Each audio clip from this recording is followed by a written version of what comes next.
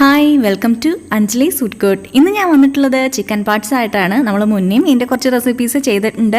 കാണാത്തവരുണ്ടെങ്കിൽ ലിങ്ക് ഇതാ ഡിസ്ക്രിപ്ഷനിൽ കൊടുക്കുന്നുണ്ട്, കണ്ടു നോക്കുക. അപ്പോൾ ഞാനിവിടെ 1 കിലോ ചിക്കൻ പാർട്സാണ് എടുത്തിരിക്കുന്നത്, അതായത് ലിവറും മാങ്ങയൊക്കെ കൂടിയിട്ടുള്ളത് കേട്ടോ. അപ്പോൾ ചെറുതാക്കി കട്ട് ചെയ്തിട്ടുണ്ട്. ഇനി ഇതിലേക്ക് ആവശ്യത്തിന് ഉപ്പ് ഞാൻ ഒരു 1/2 ടീസ്പൂണോളം ചേർത്ത് കൊടുത്തു. ഇത് ഞാൻ ഇപ്പോൾ ചേർത്ത് കൊടുക്കുന്ന പൗഡർ എന്താണെന്ന് വെച്ചാൽ നമ്മുടെ ചില്ലി ചിക്കൻ മസാല ഉണ്ടല്ലോ, അതാണ്. അത് ഞാൻ 2 ടേബിൾ സ്പൂണോളം ചേർത്ത് കൊടുത്തു. മുളക് പൊടി 1 ടീസ്പൂണോളം ചേർത്ത് കൊടുത്തു. മഞ്ഞൾപ്പൊടി 1/2 ടീസ്പൂണോളം ചേർത്ത് കൊടുക്കുന്നുണ്ട്.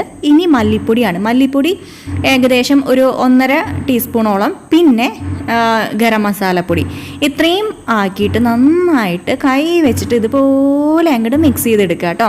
അപ്പോൾ എല്ലാ ഭാഗത്തേക്കും എത്തുന്ന പോലെ മിക്സ് ചെയ്തെടുക്കുക. എന്നിട്ട് നമ്മളിത് റെസ്റ്റ് ചെയ്യാൻ വെക്കണമെന്നൊന്നുമില്ല, വേഗം തന്നെ ഇത് ഫ്രൈ ചെയ്യാൻ തുടങ്ങാം.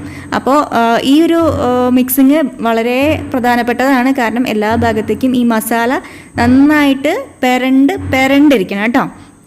ഇനിതാ ഒരു പാൻ വെക്കുക.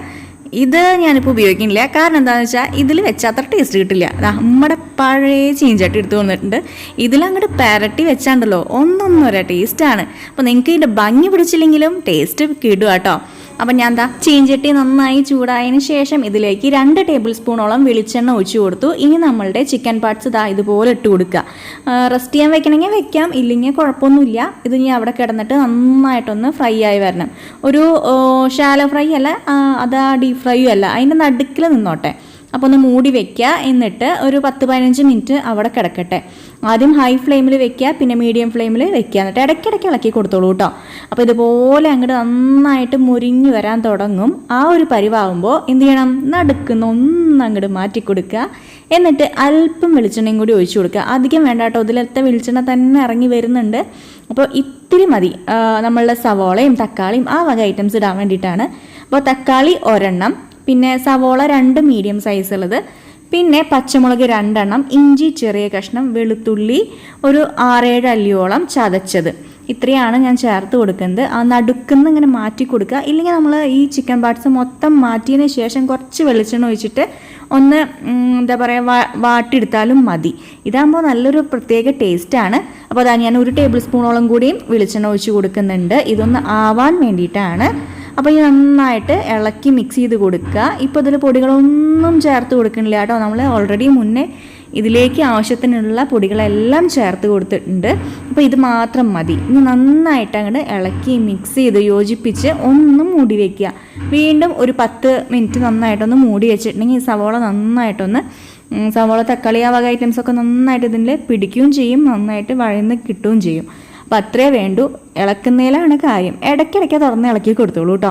ഇല്ലെങ്കിൽ എന്താ ഉണ്ടാവുക വെച്ചെങ്കിൽ അടി പിടിക്കും. അപ്പോൾ ഈ മസാലകളൊക്കെ ഇട്ട് വറുത്തതായതുകൊണ്ട് തന്നെ അടി പിടിക്കാൻ ചാൻസ് ഉണ്ട്. അപ്പോൾ ശ്രദ്ധിച്ച് ഇടയ്ക്കിടയ്ക്ക് തുറന്ന് ഇളക്കി അടച്ച് വയ്ക്കുക. അപ്പോൾ അതാ ഞാൻ അടച്ച് വയ്ക്കുകയാണ്. അവിടെ ഇരിക്കട്ടെ ഒരു 10 മിനിറ്റ്. ഇടയിൽ ഇളക്കി കൊടുക്കണ്ട കേട്ടോ. ഞാൻ വീണ്ടും പറയുന്നത് എന്താ വെച്ചാൽ ചിലപ്പോൾ കമൻറ്റ് വരും അടച്ചു വെച്ച് പോയി കരിഞ്ഞു പോയി എന്ന്. അപ്പോൾ അതുകൊണ്ടാണ്. ഇനി ഒരു 10 മിനിറ്റ് കഴിഞ്ഞ് നന്നായിട്ട് ഇത് നല്ല മുരിഞ്ഞ് വന്നതിന് ശേഷം തുറക്കുക. അല്പം കുരുമുളക് പൊടി ഇട്ട് കൊടുക്കുക, ഒരു 1/4 ടീസ്പൂൺ. പിന്നെ നമ്മുടെ സ്വന്തം കറിവേപ്പില തന്നെ 1-2 തണ്ട് ഇട്ട് കൊടുക്കുക. എന്നിട്ട് വീണ്ടും ഇതുപോലെ അങ്ങോട്ട് ഇളക്കി മിക്സ് ചെയ്യുക. ഇത്രയായിട്ട് നമുക്ക് വേണമെങ്കിൽ ഇവിടെ സ്റ്റോപ്പ് ചെയ്യാം. അപ്പോൾ നന്നായിട്ട് നല്ല മസാലയൊക്കെ പിടിച്ച് നല്ല അടിപൊളി ഫ്രൈ ആയിട്ട് കിട്ടിയിട്ടുണ്ടാവും.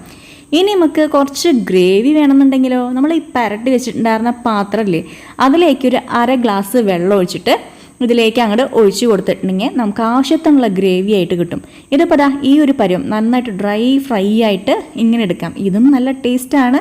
ഇനി ഞാൻ നേരത്തെ പറഞ്ഞത് കുറച്ച് ഗ്രേവി പരുവം വേണമെങ്കിൽ നമ്മൾ പുരട്ടി വെച്ചിട്ടുണ്ടായിരുന്ന പാത്രം ഉണ്ടല്ലോ, അതിലേക്ക് വെള്ളം ഒഴിച്ചു. ഇതിലേക്ക് നന്നായിട്ട് അങ്ങോട്ട് മിക്സ് ചെയ്ത് കൊടുക്കുക. ഇനി 2-3 വട്ടം ഇളക്കി ഒന്ന് അടച്ച് വയ്ക്കുക, 2-3 മിനിറ്റ്. അപ്പോഴത്തേക്കും സംഭവം സെറ്റായിട്ട് കിട്ടും. അപ്പോൾ ഇത്രയേ ഉള്ളൂ. എല്ലാവരും ട്രൈ ചെയ്ത് നോക്കുക. നമ്മളെ പഴയ റെസിപ്പീസും അവിടെ കിടക്കുന്നുണ്ട് ചിക്കൻ പാർട്സിൻ്റെ. അപ്പോൾ ഈ ഒരു റെസിപ്പി ട്രൈ ചെയ്തിട്ട് അഭിപ്രായങ്ങൾ അറിയിക്കാൻ മറക്കരുത്. കമൻറ്റ് ചെയ്യുക, ലൈക്ക് ചെയ്യുക, ഷെയർ ചെയ്യുക. പിന്നെന്താ സബ്സ്ക്രൈബ് ചെയ്യാനും മറക്കരുത് കേട്ടോ. അപ്പോൾ നല്ല നല്ല റെസിപ്പീസും വ്ളോഗും ഒക്കെ നമ്മളുടെ ചാനലുണ്ട്. കാണാത്തവരുണ്ടെങ്കിൽ കണ്ടു നോക്കുക. ആദ്യമായിട്ട് കാണുന്നവരോടാണ് പറയുന്നത്, ഒന്ന് സപ്പോർട്ട് ചെയ്യാൻ മറക്കരുത്. അപ്പോൾ ശരി, പുതിയ റെസിപ്പി ആയിട്ട് വേഗം തന്നെ വരാം കേട്ടോ. Tata, thank you.